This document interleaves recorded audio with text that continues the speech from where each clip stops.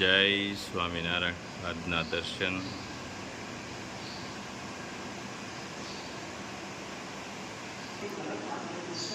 જય ગજાનંદ ગણપતિ મહારાજ, જય કષ્ટભંજન દેવ.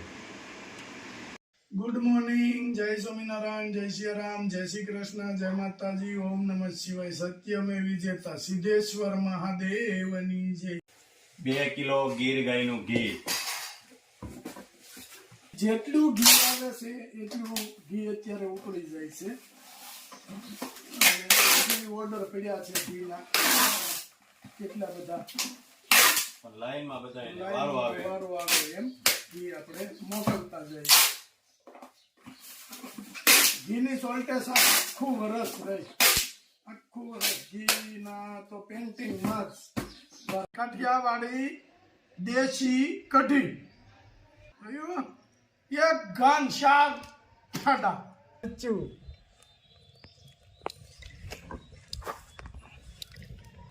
મરચું તીખા વધારે હતા એટલે મરચામાંથી નહું કાઢી નાખવી પડે.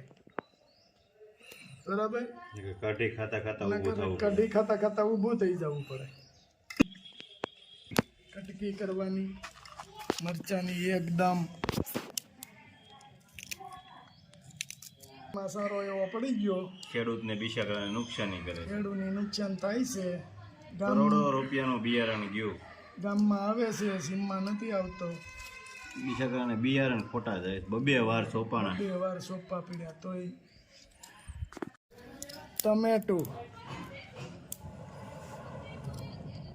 ટમેટાનું કટિંગ.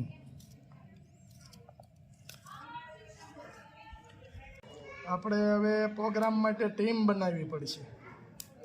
ટીમ હોય તો મજા આવે પ્રોગ્રામ કરવાની. જો કેટલું ઝીણું ઝીણું ટમેટું કાપવાનું, મસ્ત મસ્ત.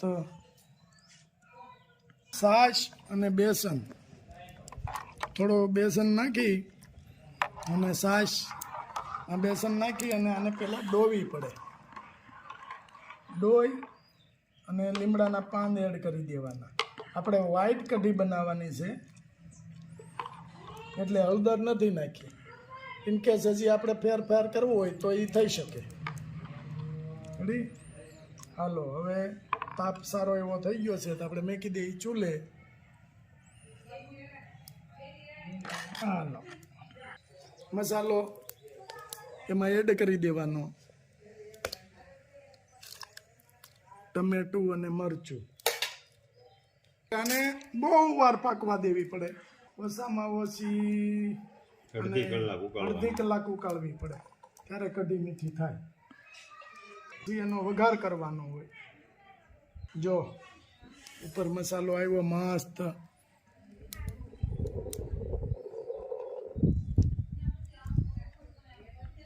અને તાપ ચોમાસાના લીધે થોડુંક કોલું થાય છે. ફૂકણી છે. પેલા લોખંડની ફૂકણીઓ આવતી આવડી. પેલા શું કરતા ખબર? બાની રસોઈ કરતા ને તો ચૂલામાં ફૂંક મારવું હોય ને તો ધુવાડો બધો આંખ્યુંમાં આવતો. પણ પેલા તો એવું જ હતું, અહીંથી લાકડું કાપ્યું હોય તો એ મોટું બધું લાકડું હોય, આમ રોટલા થઈ રહી ને આમ લાકડું પૂરું થઈ રહી. તાપ ધીમો પડે એટલે લાકડાને ધકાવે ચૂલામાં, તાપ ધીમો પડે લાકડાને ધકાવે ચૂલામાં. અને હવે તો બધી સિસ્ટમ આવી ગઈ, નાના નાના બટકા. પહેલાં તો મોટું લાકડું હોય આમ ચૂલામાં. ટેકનોલોજી જો. અને તાપે જલ્દી થઈ જાય. અત્યારે મસ્ત આગળ કઢી આમ ડપક ડપક ડપક ડપક મળશે. તુમક મારવા. સુપર મસ્ત કઢીનો ઉફાણો આવી ગયો છે.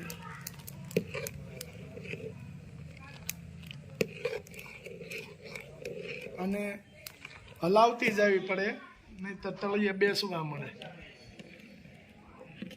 અને પેલા તો શું કરતા ખબર? બાને ઈ કે બીજા કાંઈ કામકાજ હોય અને ભેગી રસોઈ હોય એટલે બીજું કામે હારે હારે કરવું પડે.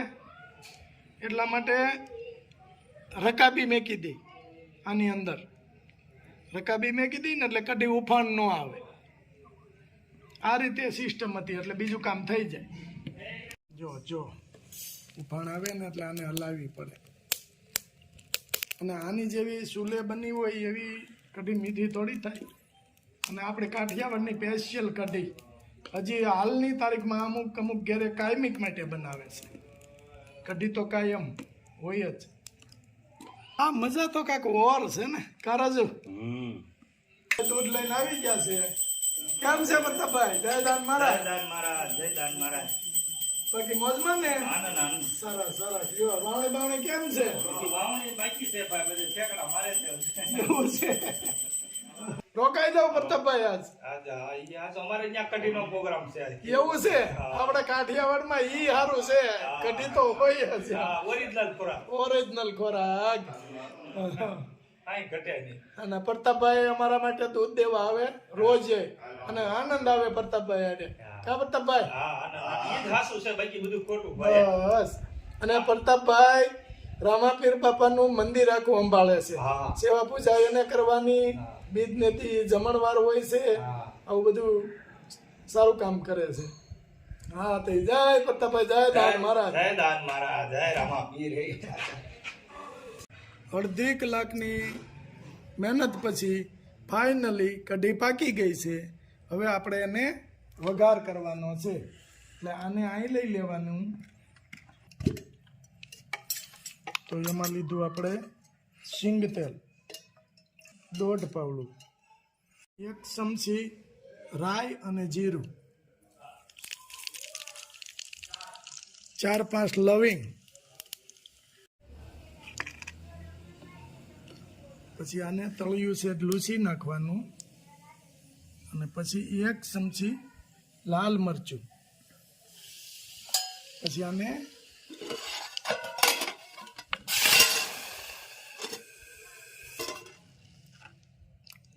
પછી આ ડોયો કાઢી લેવાનો છે આપણે. જોઈ થઈ ગયું મસ્ત દેશી કઢી. કઢી થઈ ગઈ તૈયાર. કઢી થઈ ગઈ તૈયાર. આ કઢી એક ફેરું ખાઈ જાય એટલે તારે ગમે ત્યાં હોય એક ફેરું કઢી ખાવા અહીંયા આવવું જ પડે. હાલો વાળું કરી લ્યો. આ અત્યારે હોય ને એને આપણે વાળું કરવાનું કહેવાય, કે વાળું કરી લ્યો. બરાબર. બપોરે આપણે જમવાનું કહીએ અને સાંજે આપણે વાળું. સવારમાં શિરાવાનું. આ આપણી કાઠિયાવાડી ભાષા તળપત. મસ્ત કઢી બની ગઈ. બરાબર. અને ભાત, આખા રીંગણાનું શાક અને આ મરચા મસ્ત બધું બનાવ્યું છે. કારણ એટલે બાકી આજ આપણે કઢી અને ભાત બનાવીએ એટલે હળવો ખોરાક ટૂંકમાં સાંજે. કાબા? હા, હળવો ખોરાક આજ ખાવો તો ને? હળવો ખોરાક. રોટલી ખાઈ તો પછી બધું ભારે ખોરાક થઈ જાય એટલા માટે. હાલો બા, જય સ્વામિનારાયણ કરો. જય સ્વામિનારાયણ. અને પછી મને કયો કેવી કઢી બની છે? મસ્ત બની ને? જી હાલો, જય સ્વામિનારાયણ.